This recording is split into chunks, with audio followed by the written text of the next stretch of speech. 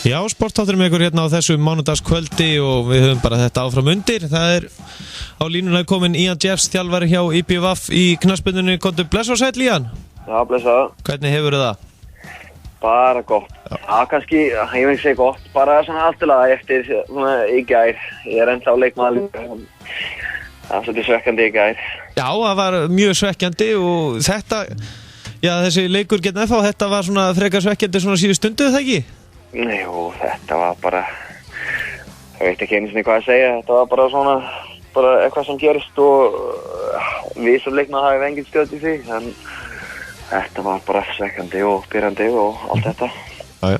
En samt sem áður, já, við erum allan að stórveldi og Suðurland nú ekki að fara að detta niður deild. Nei, já, ég held ekki, ég er alltaf búinn að segja, ég held að það ná okkar kallið, ég held að það sé nóg mikið gæði til þess að halda okkur sæti í deildi. En ég halda áfram að segja það og standa bak við þetta. Ég held að við erum með bara fínt lið og við erum að spila betur og betur undir Ása núna og við finnst þetta að koma og bara vonandi getum við bara mæta vel til leiks á sunnudaginn og taka valsuna heima. Sumarið náttúrulega búið að vera nokkuð svona strempið upp og niður og já, það náttúrulega búið að vera mikið af svona þjálfaraskiptunum og náttúrulega það voru svolítið breytingar hótnum frá því fyrra sumar. Jú, þetta búin að vera svolítið, ég myndi segja bara mjög erfitt 2 ár, já, kallalið. Gekk náttúrulega bara ekkert rosalega vel í fyrir hjá Sigga Ragga og þetta var svolítið erfitt alls mér. Það var ekkert rosalega mikið gleði í þessu og við vorum bara svona, já, og svo tók Jói við og hérna, mér fannst bara þetta byrja vel hjá honum ekki tímbili en undirbúningsbili og hann var bara rosalega skipulega og fannst mér bara rétta maður til að svona koma okkur á rétta braut aftur.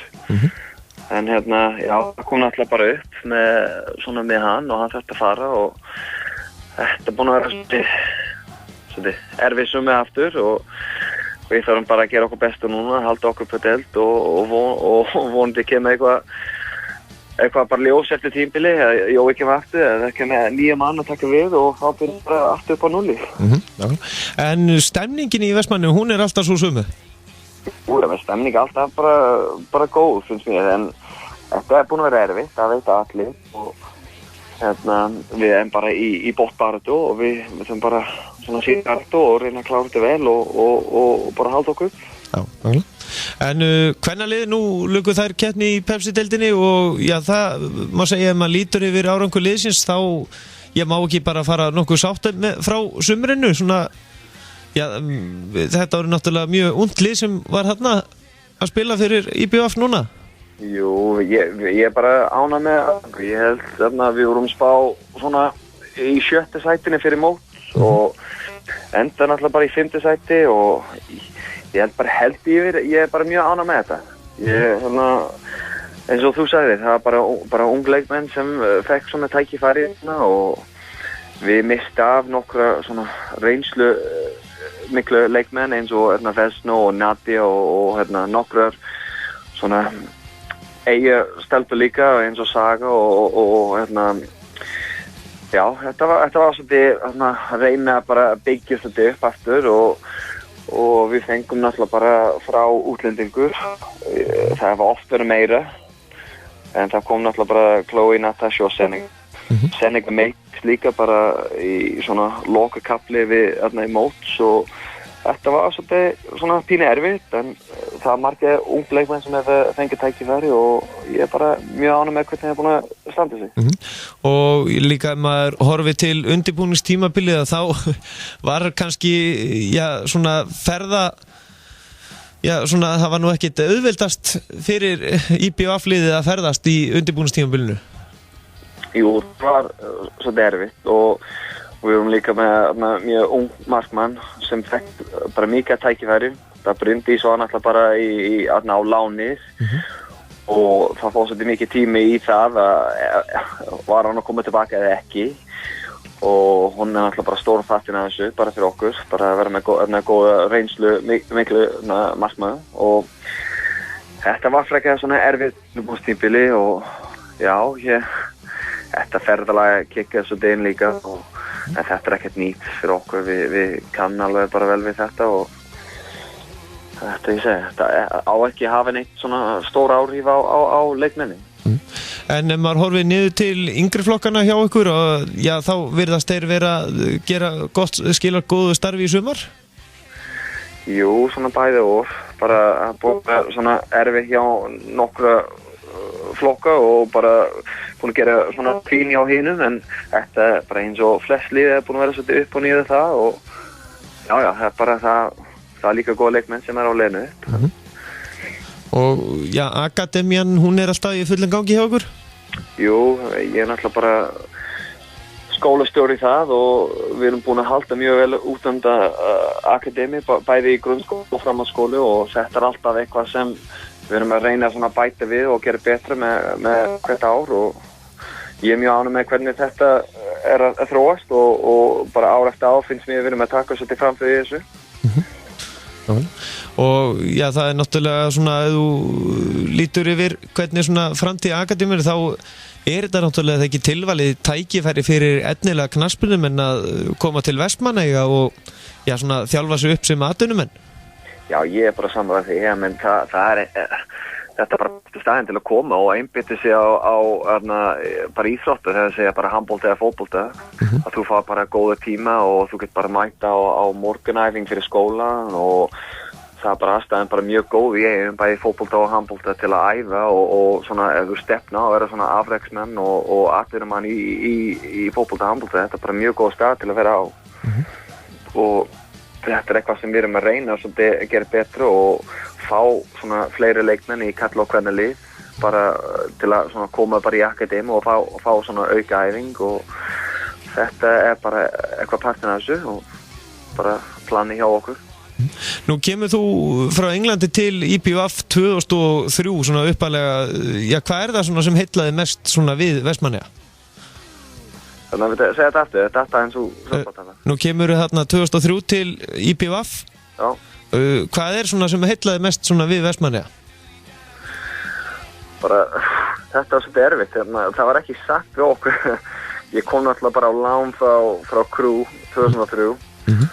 Það var Maggi Gylfa og maður sem heitir Gísli Hjartarson sem kom bara til Englands og þeir voru að horfa á æfingaleik með Crew og þeir vildi fá okkur. Það var ég og Anna strákur og við komum á láni frá Crew 2003.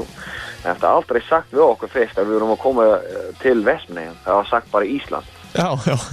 Og þegar við komum til Reykjavík, það var bara sagt við okkur að við erum búin að panta flug á morgun og við bara byrjaði að hugsa, við erum að fara með flug, við vorum bara að koma, við sendum okkur heim strax og það var bara sagt að nei, þú ert að fara til Vestmannaeyja og það var bara 20 mínútur flug og við varum bara, já, ok.